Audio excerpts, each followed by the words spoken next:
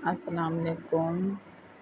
Novel گونگے دکھ، مصنفہ اقبال بانو۔ قسط number 5۔ آسمان پر بڑا سا گول چاند کائنات پر بڑی سخاوت سے چاندنی لٹا رہا تھا۔ کبھی کبھی کسی بادل کی چھوٹی سی ٹکڑی اسے چھپا دیتی تو چند لمحوں کی بات ہوتی، اور جلد ہی چاند اس بدلی کے حصار سے آزاد ہو جاتا۔ یوں لگتا جیسے کھلکھلا رہا ہو کہ اس نے بدلی کو شکست دے دی، کوئی بھی اسے جگمگانے سے نہیں روک سکتا۔ سالیہ دریچے کے پٹ سے ٹیک لگائے کتنی ہی دیر سے بادلوں اور چاند کی آنکھ مچولی دیکھ رہی تھی۔ رات کی رانی کے پھولوں سے گزر کر آتی ہوا میں خوشبو کی چادر انہیں لپیٹ رہی تھی۔ رات گنگنا رہی تھی۔ دھیرے دھیرے گزرتی رات کے ان سموں میں سالیہ خاتون خدا کو اپنے قریب پا رہی تھیں۔ اللہ میاں جی، راستہ بہت لمبا ہے، بڑی کٹھن منزل کا انتخاب کیا ہے میں نے، میری آنکھوں کو روشنی کی ضرورت ہے، مجھے راہ دکھا، حوصلہ دے۔ کتنے ہی آنسو سالیہ کی آنکھوں سے موتیوں کی لڑیوں کی طرح آپ ہی آپ گرتے چلے جا رہے تھے، پہر پر پہر گزرتے جا رہے تھے۔ کبھی کبھی سرد ہوا کا جھونکا ان کے نازک وجود کو چھوتا ہوا گزرتا تو وہ کپ کپا کر رہ جاتی۔ اتنی ہوا میں بھی دم گھٹ رہا تھا۔ اصل میں جب انسان کے اپنے اندر گھٹن ہو تو باہر کی فضا بھی گھٹی گھٹی لگتی ہے، اور سالیہ خاتون کے من آنگن میں بھی قفس جیسی گھٹن تھی۔ پھر وہ لمح لمح گنگناتی رات خاموش ہو گئی، جیسے کسی کے خوف سے سہم گئی ہو۔ آسمان پر نکھری چاندنی نے دیکھتے دیکھتے اپنی رونق کھو دی۔ گاؤں کی مسجد کے بلند میناروں سے اللہ اکبر کی روح پرور صدائیں ابھرنے لگیں۔ ابھی تک جاگ رہی ہیں آپ؟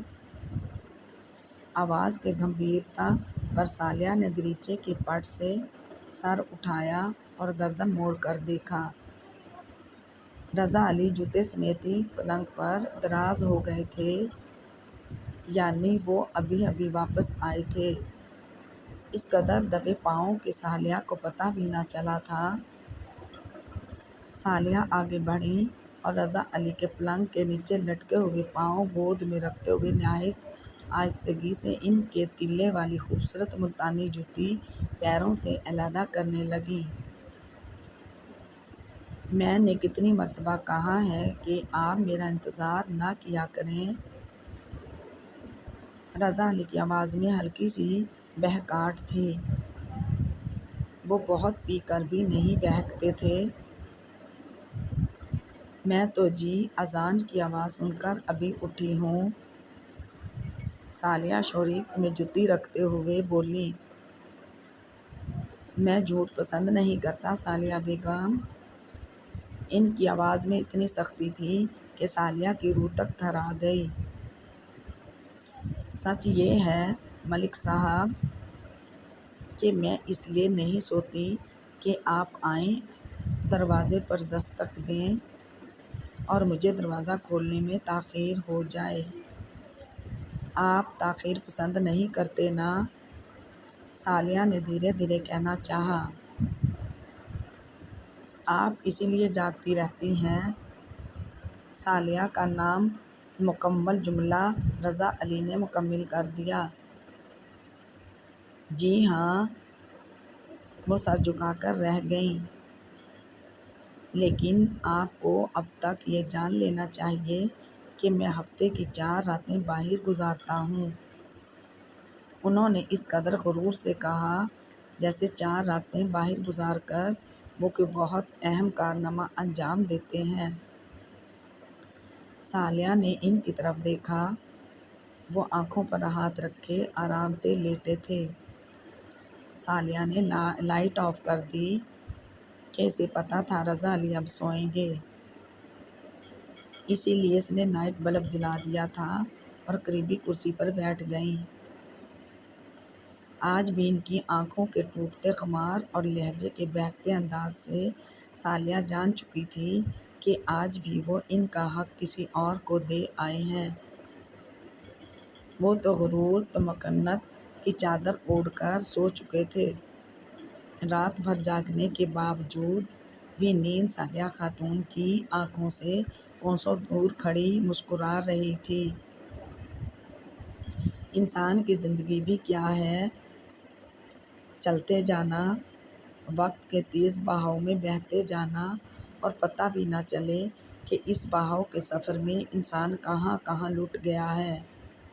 جب انسان ایک عمر کے بعد پیچھے مڑ کر دیکھتا ہے تو اسے احساس ہوتا ہے کہ اس نے زندگی کے سفر میں تو سب کچھ لٹا دیا ہے،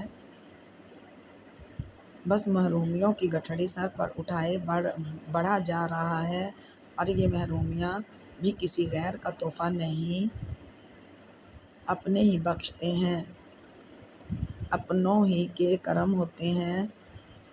یہاں اس دنیا کے میلے میں اپنے ہی خوشیوں اور مسکراہٹوں کے بجائے آنسو ہی انسان کی زندگی کے کشکول میں ڈالتے ہیں، اور پھر خوش ہوتے ہیں کہ ہم نے رسم و رواج کا بھرم رکھا ہے۔ انسان صرف اپنی پرستش کرتا ہے اور صرف اپنے آپ سے محبت کرتا ہے، چاہے وہ عرفان صدیقی جیسا بھائی ہو یا ملک رضا علی جیسا شوہر۔ ثالیہ کا ذہن چٹک رہا تھا اور بہت ہی باغی سوچیں پتہ نہیں کون سے روزن سے ان کے ذہن میں داخل ہو رہی تھیں۔ مجھے بھی کوئی نہیں روک سکتا کہ میں جاوید کو یاد نہ کروں، اسے بھلا دوں۔ ہاں جاوید، اب تم میری یادوں کے افق پر مشل چاند مسکراؤ گے۔ ثالیہ نے نہایت تلخ انداز سے سوچا۔ ان کے اندر کا پاگل پن سمندر جیسے ساری سرحدیں توڑ کر آنکھوں کے راستے باہر آ گیا۔ میں کل لاہور جا رہا ہوں، رضا علی نے کروٹ لیے انہیں اطلاع دی تو ثالیہ بیگم چونک گئیں۔ وہ تو سمجھ رہی تھی کہ رضا سو چکے ہیں، مگر ایسا تو نہ تھا، وہ تو جاگ رہے تھے، اور ثالیہ کے قیاس ہمیشہ ہی غلط ہوتے تھے۔ آپ چلیں گی؟ نامعلوم انہوں نے کیسے پوچھ لیا تھا۔ نہیں، یہ لفظ گولی کی طرح ثالیہ کے منہ سے نکلا۔ بھئی، لڑکیاں تو میکے جانے کی بہت شوقین ہوتی ہیں۔ رضا علی تمسخر سے ہنسے۔ بس دل نہیں چاہتا، ثالیہ نے ہولے سے کہا۔ حالانکہ وہ کہنا چاہتی تھیں کہ ملک صاحب، سب لڑکیوں کو بابل کے آنگنہ بار بار جانے کا شوق ہوتا ہے، اصل میں وہ میکے والوں سے ملنے نہیں جاتیں، بلکہ انہیں اس بات میں چارم نظر آتا ہے کہ ان کا ساجن، ان کے جان و تن کا مالک انہیں لینے آئے گا، اور جب وہ اپنے شوہر کے ساتھ واپس سسرال آتی ہیں تو لگتا ہے دوبارہ دلہن بنی ہیں۔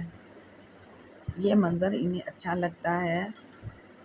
مگر رضا علی، آپ تو راہ میں چھوڑنے والوں میں سے ہیں کہ 1 ماہ قبل جب عرفان مجھے لینے آیا تھا تو آپ نے خوشی خوشی مجھے جانے کی اجازت دے دی۔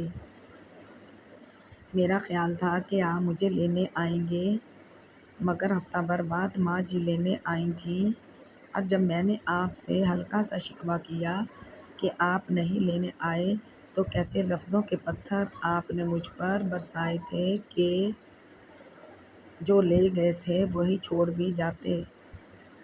میں ایک ہی بار آپ کو لایا تھا، یہی بہت ہے، اور میں اسی روز سے عہد کر چکی ہوں کہ میکے سے کتنے بھی بلاوے آئیں، میں نہیں جاؤں گی۔ یہ گھر جہاں مجھے اب تک کوئی خوشی نہیں ملی، پھر بھی مجھے عزیز ہے کہ اس گھر سے میری تو نہیں مگر میرے بھائی کی خوشیاں وابستہ ہیں۔ آخر آپ کیوں نہیں جانا چاہتی؟ رضا علی کی آواز صالحہ کو سوچوں کے جزیرے سے کھینچ لائی۔ ماں جی اکیلی رہ جائیں گی؟ ماں جی تو ہمیشہ ہی سے اکیلی رہتی آئی ہیں اور وہ عادی ہیں، کوئی اور وجہ بتائیں۔ رضا علی اٹھ کر بیٹھ گئے اور گاؤ تکیے سے ٹیک لگائے کرسی پر بیٹھی صالحہ کو ٹٹولنے والی نظروں سے دیکھنے لگے۔ بس یہی وجہ ہے، صالحہ نے سر جھکائے جھکائے جواب دیا۔ کیا وہاں سے کچھ خوشگوار یادیں وابستہ ہیں جنہیں وہاں جا کر آپ تازہ کرنا نہیں چاہتیں؟ ملک رضا علی کا یہ جملہ صالحہ کے دل کی سرزمین پر تیر بن کر پھونک گیا۔ انہوں نے تحیر آمیز نگاہوں سے شوہر کو دیکھا، جہاں ان کے چہرے پر اور آنکھوں میں شک کی واضح پرچھائیاں لرزاں تھیں۔ پھر بھی صالحہ نے ہمت کر کے کہا، ہاں، اس گھر میں میری یادوں کا مزار ہے اور میں اس پھول پر چڑھانے نہیں جانا چاہتی۔ اور کیسی یادیں؟ ان کی آواز صالحہ کے دل پر نشتر چلاتی چلی گئی۔ وہی میرا بچپن، بھائی بہنوں کی یادیں، والدین کی شفقتیں۔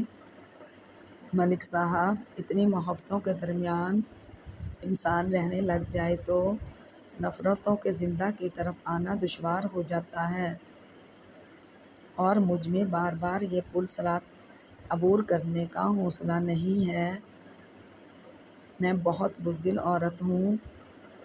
خواہ مخواہ ہی صالحہ کی آواز بھر آ گئی۔ بہت چڑی جیسا دل ہے آپ کا۔ رضا علی ہنستے ہوئے دوبارہ لیٹ گئے۔ دل؟ صالحہ نے اپنے دل میں جھانکا، جیسے رضا نے رون ڈالا تھا، کچل دیا تھا، اور اس کے باوجود وہاں کسی کی یادوں کی امر بیل آج بھی اس کی ٹوٹی پھوٹی دیواروں سے لپٹی ہوئی تھی۔ انہیں لگ رہا تھا جیسے جاوید کی وہ شریر اور چمکتی ہوئی آنکھیں ان کے دل پر جھکی ہوئی ہوں۔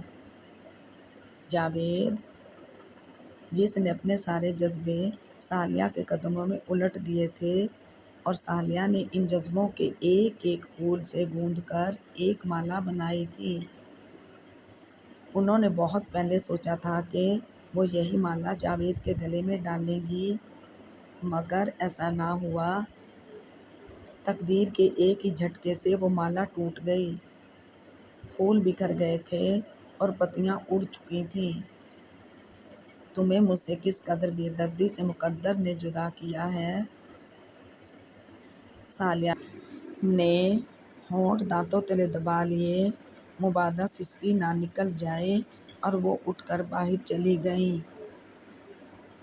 گستاخی معاف لالا، میں آپ کی بات نہیں مان سکتا، عرفان نے ہاتھ ملتے ہوئے اپنے اندر کے غصے کو دباتے ہوئے کہا۔ کیوں؟ رضا علی میز پر مکہ مارتے ہوئے بولے۔ میں اپنے والدین کا گھر چھوڑنے کا تصور بھی نہیں کر سکتا۔ یہ تمہیں پہلے سوچنا چاہیے تھا۔ ثمینہ آسائشوں میں پلی بڑھی ہے، اس کے ایک اشارے پر میں دولت کے انبار لگا سکتا ہوں۔ تمہارے پاس جب یہ سب کچھ نہ تھا تو تم اس کی طرف بڑھے کیوں تھے؟ تم غریب لوگوں کے پاس سوائے جذبوں اور جملوں کے ہوتا ہی کیا ہے؟ اپنی اوقات بھول کر امیر گھرانوں کی لڑکیوں کو پھانستے ہو، رہتے ہو جھونپڑیوں میں، اور محلوں والیوں کو دل میں بساتے ہو، آورش اونچے رکھتے ہو۔ میں کسی صورت اپنی بہن کو اس ڈربے میں نہیں رہنے دوں گا کہ وہ ذرا ذرا سی شے کو ترستی رہے۔ ملک رضا علی کی زبان شعلے اگل رہی تھی اور چنگاریاں عرفان کے دل پر گر رہی تھیں۔ پھر وہ ضبط کے سمندر سے گزرتے ہوئے بولا، لالا، میں آپ کی بہت عزت کرتا ہوں، پلیز اتنے گھٹیا جملے نہ بولیں کہ میں کوئی گستاخی کر بیٹھوں۔ کیا کرو گے تم؟ وہ لہو رنگ آنکھوں سے عرفان کو دیکھتے ہوئے بولے، اگر آپ اپنی بہن کو ڈربے میں نہیں رکھنا چاہتے تو مرضی ہے آپ کی، جب میں اس قابل ہو جاؤں گا کہ اسے علیحدہ رکھ سکوں تو میرا مطلب ہے کہ آپ اسے لے جائیں۔ عرفان نے فیصلہ سنا دیا، یہی بہتر ہے، تم بھی صالحہ کو لے آؤ، بلکہ میں خود اسے بھیج دوں گا۔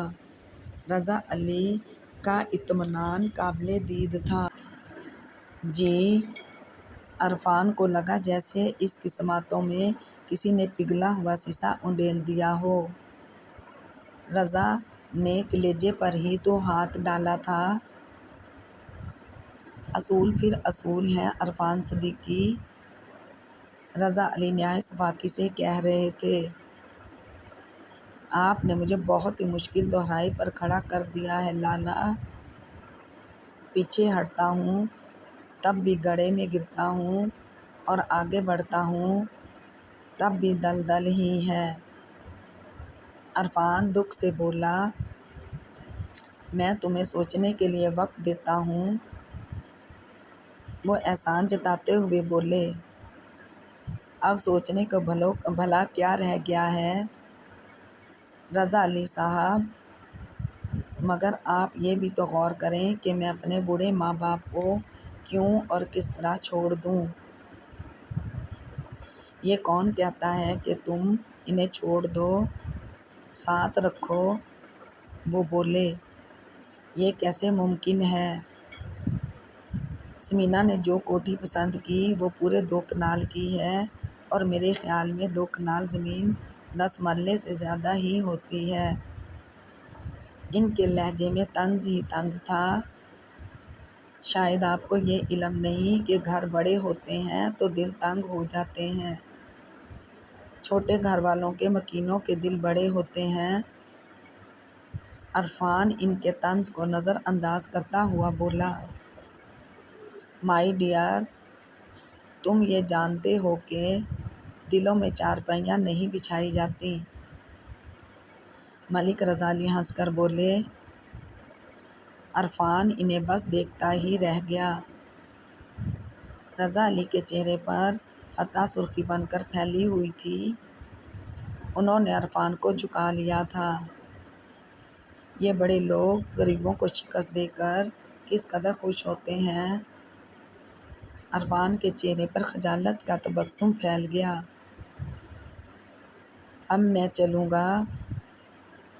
وہ ایک دم ہی اٹھ کر کھڑے ہو گئے۔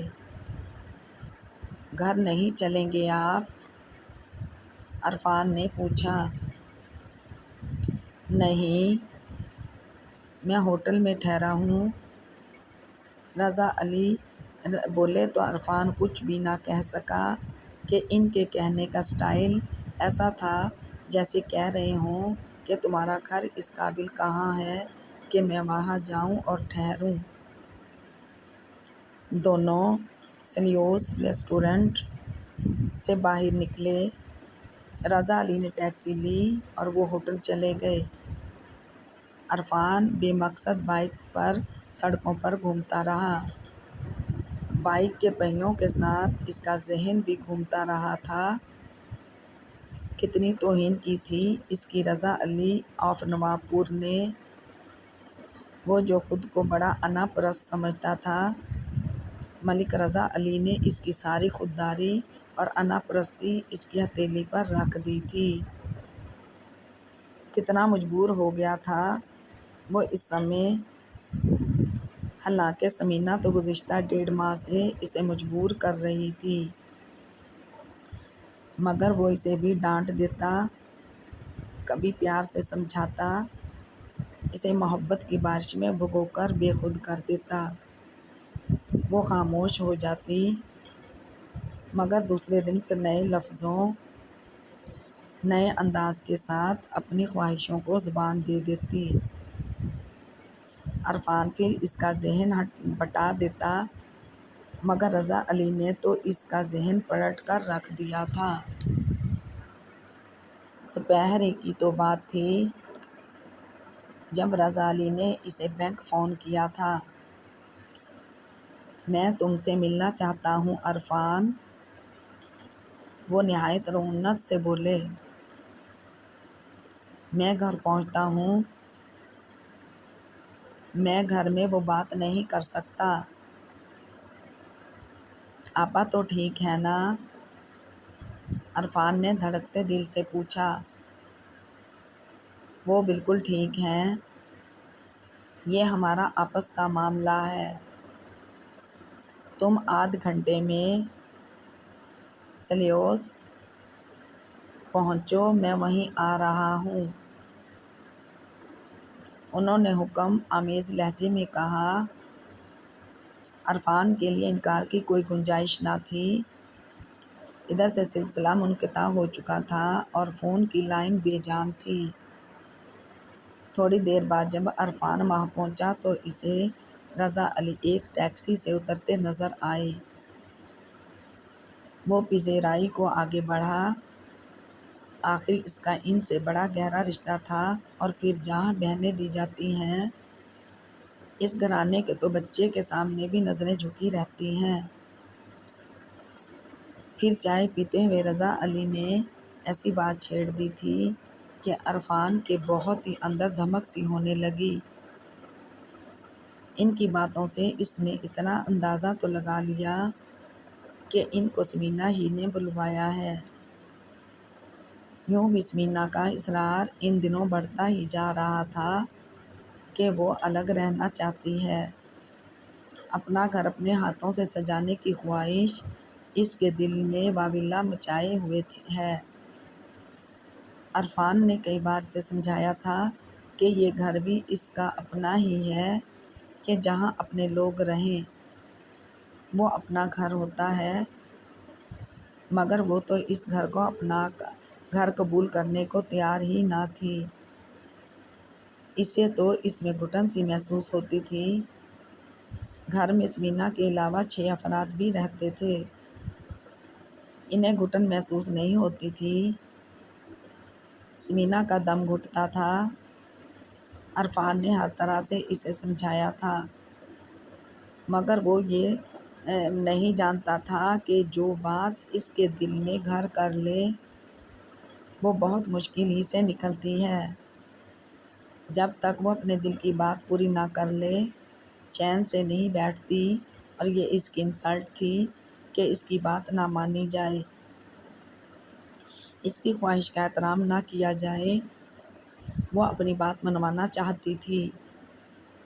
اسے اپنے خاندان کا یہ اصول پتہ تھا کہ اگر سیدھی راہ سے بات نہ مانی جائے تو پھر دوسرا راستہ اختیار کیا جائے، جو تخریب اور جبر کی راہ ہوتی ہے۔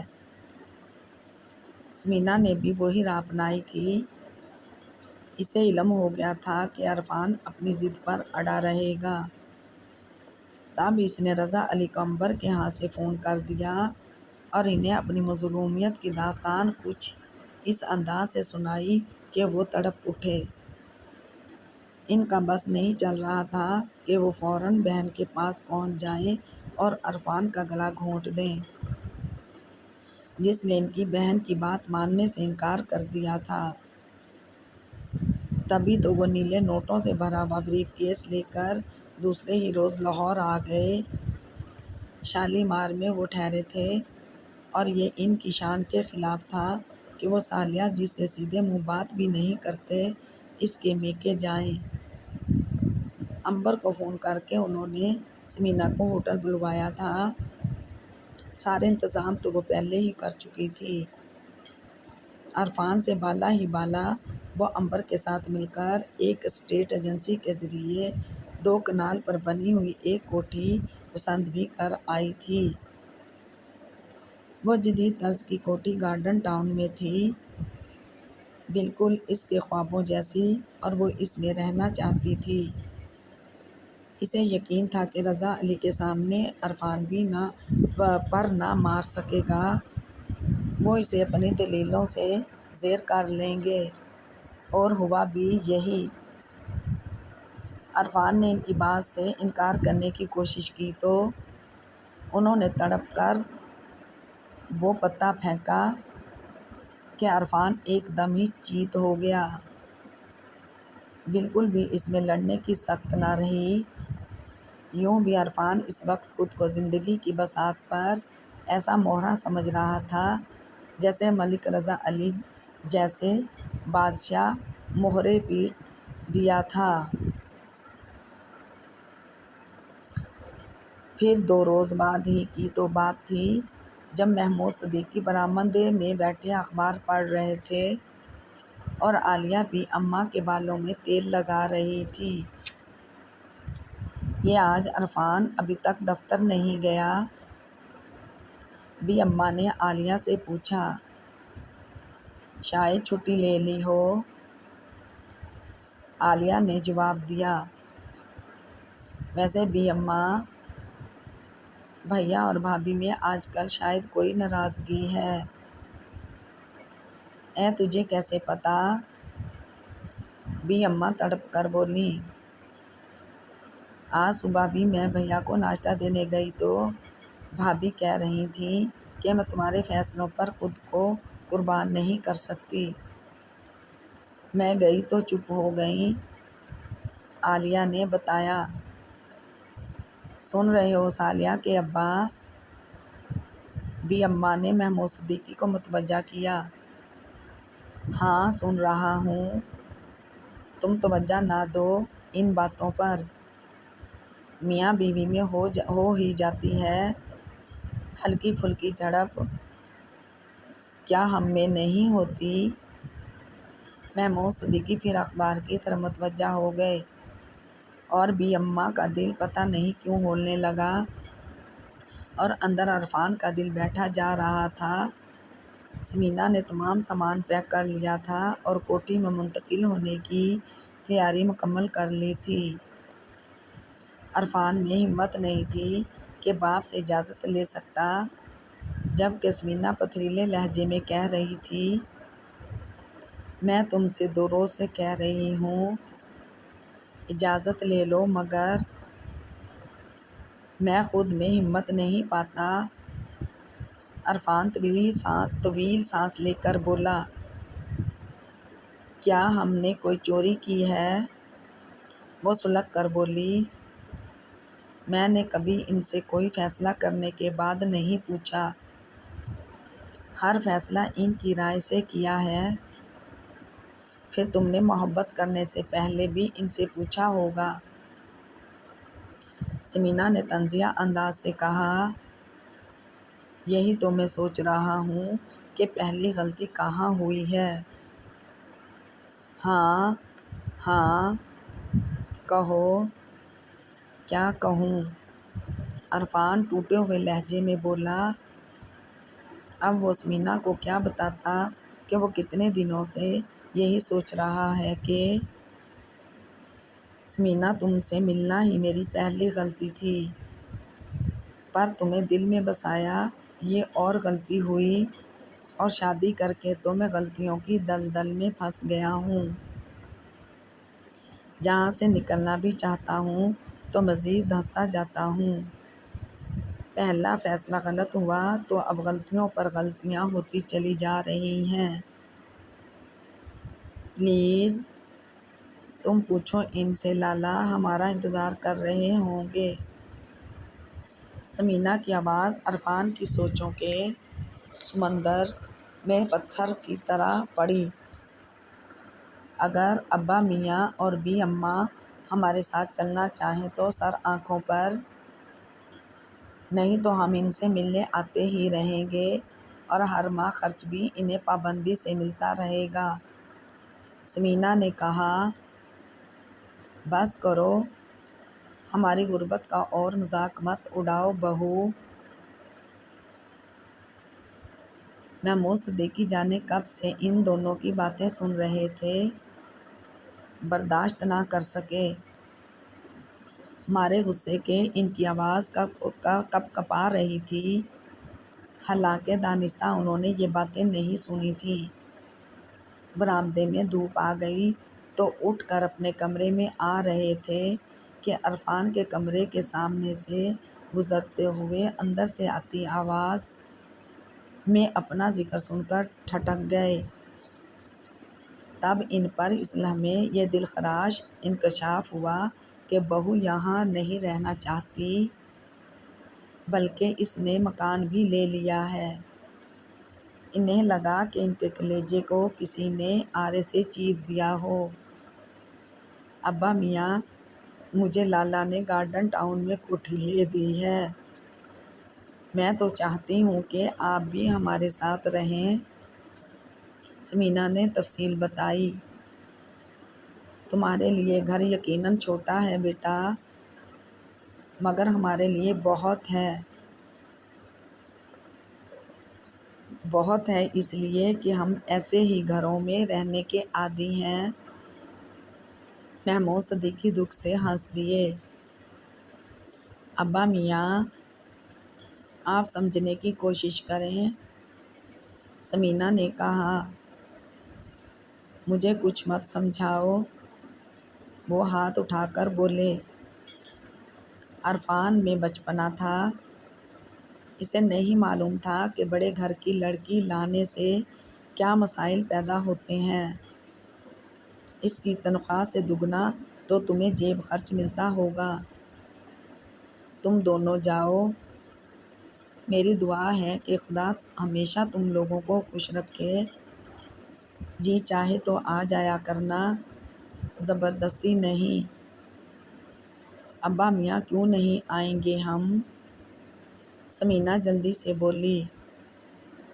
اور ہاں، خرچے کی ضرورت نہیں، ہم نے تو بہو اپنی ساری عمر کی پونجی تمہیں دے دی ہے، ہمیں چند 100 روپے کی خواہش نہیں ہے۔ جاؤ تم، فی امان اللہ۔ محمود صدیقی نے ثمینہ کے سر پر ہاتھ پھیرا، پھر وہ عرفان کی طرف بڑھے۔ وہ ہونٹوں کو دانتوں تلے دبائے سینے پر دونوں بازو لپیٹے کھڑا تھا۔ محمود صدیقی اس کے قریب پہنچ کر رک گئے اور عرفان نے انہیں ایسی زخمی نظروں سے دیکھا جیسے کہہ رہا ہو، ابا میاں، کچھ مت کہیے گا۔ محمود صدیقی اس کی آنکھوں کی زبان سمجھ گئے۔ وہ اس کا کاندھا تھپ تھپاتے ہوئے بولے، دل گیر کیوں ہوتے ہو بیٹا؟ مجھے معلوم تھا، یہ تو ہونا ہی تھا۔ پھر بھی بہو کی ہمت ہے جو 2.5 مہینے رہ لی اس گھر میں۔ مجھے تم سے کوئی شکایت نہیں، میری خواہش اور دعا ہے کہ زندگی کی اس آزمائش میں تم صحیح معنی میں عہدہ برا ہو سکو۔ عرفان کچھ نہ کہہ سکا، اسے لگا جیسے اس کی زبان پتھر کی ہو گئی ہو، سارے لفظ گونگے ہو گئے ہوں۔ درد کا قاتل نشتر اس کی رگ رگ میں ہر لمحے اترتا چلا گیا۔ اس نے دیکھا کہ اس کے ابا میاں کمر جھکائے کمرے سے جا رہے تھے۔ اسے یوں محسوس ہوا جیسے اس کے فیصلے نے ابا میاں کی کمر جھکا دی ہو۔ وہ پہاڑ سے ابا میاں آج چٹک گئے تھے۔ اگر دیوار میں کوئی دراڑ پڑ جائے تو اس کے گرنے میں دیر نہیں لگتی۔ نہیں، کوئی سرد سی چیز عرفان کی ریڑھ کی ہڈی میں سرایت کر گئی۔ عرفی، چلنا نہیں کیا؟ ثمینہ کا لہجہ تیز سخت تھا۔ اب جانے کے سوا اور کوئی چارہ بھی تو نہیں سمن۔ عرفان کا لہجہ ٹوٹا ہوا تھا، شدید کرب سے اس نے ہونٹ کاٹ لیے۔ وسیع و عریض ڈرائنگ روم جسے نہایت خوبصورتی سے ڈیکوریٹ کیا تھا، عرفان صوفے کے ایک کونے میں ٹکا بیٹھا تھا۔ ملک رضا علی اور ثمینہ سامنے ہی صوفے پر پاس پاس بیٹھے تھے۔ ثمینہ خوب چہک رہی تھی۔ تھوڑی دیر پہلے ہی رضا علی نے عرفان کو پورا گھر دکھایا تھا۔ ثمینہ بہت ہی خوش تھی، اور کیوں نہ خوش ہوتی، اس کی دلی خواہش جو پوری ہو گئی تھی۔ دیکھو صرف 2 روز میں کیسا ڈیکوریٹ کروایا ہے تمہارا گھر۔ انہوں نے ثمینہ کا گال تھپ تھپاتے ہوئے کہا۔ کوئی کمی ہو تو خود پوری کر لینا۔ بیوٹیفل لالا، بالکل میرے خوابوں کی طرح ہے سب کچھ، کوئی کمی نہیں ہے، وہ بلبل کی طرح چہکتے ہوئے بولی۔ تم نے کوئی کمنٹس نہیں دیے عرفان؟ رضا علی اس سے مخاطب تھے۔ کیا کہوں لالا، میرے تو نہ کوئی خواب تھے اور نہ ہی کوئی آرزو۔ عرفان ٹھنڈا سانس لے کر بولا۔ وہ اس وقت خود کو بہت چھوٹا محسوس کر رہا تھا۔ نہیں بھئی، یوں مت کہو، ہر دل میں کوئی نہ کوئی خواہش ضرور مچلتی ہے، اور دل تو ہے ہی آرزوؤں کی اماجگاہ۔ کیوں ثمینہ؟ اور کیا؟ ثمینہ نے ان کی ہاں میں ہاں ملائی۔ مگر لالا، میرا معاملہ مختلف ہے۔ وہ جو کسی نے کہا ہے کہ جن کو میں آرزو سمجھتا تھا، میرے کچھ خواب تھے گرد آلود۔ عرفان کے لب کانپے اور رضا علی زور سے ہنس دیے۔ تمہارا بھی جواب نہیں عرفان، سب کچھ پا کر بھی لگتا ہے تم ناخوش ہو۔ بہت ہی عجیب ہو تم، واقعی بہت عجیب ہے یہ۔ ثمینہ بھی ہنسی۔ عرفان کو ایسا لگا جیسے وہ دونوں اس کے سفید پوش ابا میاں کا مذاق اڑا رہے ہوں۔ اب بھلا وہ انہیں کیا کہتا کہ یہ سب کچھ پا کر بھی وہ اداس کیوں ہے؟ زندگی کی آسائشیں پا کر تو اس نے سب کچھ کھو دیا ہے، ایک محبت کو پا کر بہت سی محبتیں کھو دی ہیں۔ عرفان کو وہ منظر بھلائے نہیں بھول رہا تھا جب وہ ثمینہ کے ساتھ آ رہا تھا تو ابا میاں کی آنکھیں اور لرزتے ہونٹ، عالیہ کا وہ اس سے لپٹ کر کہنا، بھیا مت جاؤ، پہلے آپا گئیں اب تم جا رہے ہو۔ کسی نے اسے کچھ نہیں کہا تھا، بس عالیہ نے اسے روکا تھا۔ ابا میاں نے نہایت نرمی سے کہا تھا، بیٹا جانے والوں کو نہیں روکنا چاہیے، یہ اچھا شگون نہیں ہوتا۔ ابا میاں روک لیں آپ بھیا کو۔ عالیہ محمود صدیقی سے لپٹ کر سسک کر رونے لگی۔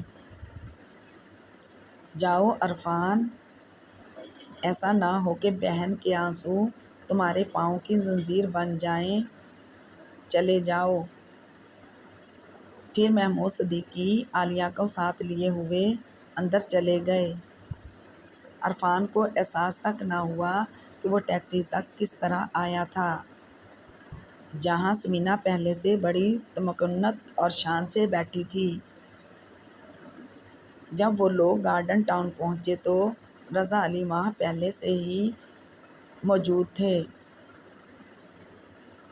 پھر انہوں نے خود انہیں سارے کمرے دکھائے۔ خواب گاہ تو بہت ہی خوبصورت ڈیکوریٹ کی گئی تھی، بالکل خوابوں جیسی ہی تھی وہ۔ مگر عرفان کا تو وہاں دم گھٹ رہا تھا۔ پھر وہ ڈرائنگ روم میں آ بیٹھے تھے۔ اب بھی دونوں بھائی بہن باتوں میں مصروف تھے، اور عرفان کو لگ رہا تھا کہ مسلسل عذاب اس پر اتر رہے ہوں۔ اس کی حالت ڈار سے بچھڑ جانے والی کونچ جیسی تھی۔ ایک ایک لمحہ اس ناک کی مانند ڈس رہا تھا۔ ان لمحوں کا زہر اس کی رگ رگ میں اتر رہا تھا۔ اس نے سنا رضا علی ثمینہ سے کہہ رہے تھے، 3-4 روز تم کس طرح گزارا کر لو، یا عنبر کے ہاں سے کوئی ملازم بلوا لو، پھر میں جا کر ریشمہ اور اس کے میاں فضلو کو بھیج دوں گا۔ ملازم تو یہاں بھی مل جائیں گے لالا، ثمینہ نے کہا۔ خاندانی ملازم ہو تو اچھا ہوتا ہے، دوسروں کا اعتبار۔ انہوں نے سمجھایا، گاڑی کل بورچ میں آ جائے گی، عرفان تم ڈرائیونگ سیکھ لو۔ وہ براہ راست عرفان سے مخاطب تھے۔ بہتر، عرفان نے کہا۔ اسے علم ہو گیا تھا کہ اب وہ ایک پتلی ہے اور اس کی ڈور رضا علی گیلانی اور ثمینہ کے ہاتھوں میں ہے۔ اسے وہ اب جس طرح چاہیں نچائیں۔ لیکن لالا، عرفان نے کہنا چاہا، بالکل جھلے ہو تم۔ رضا علی ہنسے، بھائی تم فکر نہ کرو، جب تک میرے دم میں دم ہے سب خرچ برداشت کروں گا، اور پھر میرے پاس جو کچھ ہے وہ سب ثمینہ ہی کا تو ہے۔ تم خرچ کی پرواہ کبھی نہ کرنا، اپنی تنخواہ تم بے شک اپنے والدین کو دے دینا، نہ مجھے اعتراض ہے اور نہ ہی ثمینہ کو، بس میری بہن کو کوئی پریشانی نہ ہو۔ یہ میری خواہش ہے کہ یہ اپنی پسند کے ساتھ خوش رہے، کہ اسی میں میری خوشی ہے۔ رضا علی بہن کو محبت پاش نظروں سے دیکھ رہے تھے اور ثمینہ کے گالوں پر خوشیاں گلاب بن کر پھیلی ہوئی تھیں۔ کاش رضا علی، میں بھی آپ سے کہہ سکتا کہ میری خوشی کیا ہے۔ اب جب کہ میں نے اپنے گھر والوں سے علیحدگی اختیار کر لی ہے، ان صاحبانوں سے دور اس تپتے صحرا میں آ گیا ہوں، آپ کے اختیار میں آ گیا ہوں، تو مجھے آپ ہی کی خوشی میں خوش رہنا پڑے گا۔ جو آبلہ پائی کا سفر میں نے چنا ہے اسی پر چلنا ہوگا، چاہے موتی ملیں یا سنگریزے چبھیں۔ پیروں کے ساتھ روح بھی زخمی ہوتی رہے گی، اور روح کے زخم کبھی مندمل ہو سکتے ہیں، کبھی نہیں۔ عرفان کا جی چاہا وہ چیخ چیخ کر کہے، میں بک گیا ہوں، بہن کی خوشیوں کی خاطر بک گیا ہوں۔ رضا علی نے داؤ لگا کر مجھے جیت لیا ہے۔ اس کے دل میں واویلا مچلتا رہا، مگر لب خاموش رہے، اور اس نے آنکھیں موند کر سر صوفے کی پشت سے ٹکا دیا کہ وقت کے دھارے پر بہنے کے لیے اس نے خود کو چھوڑ دیا تھا۔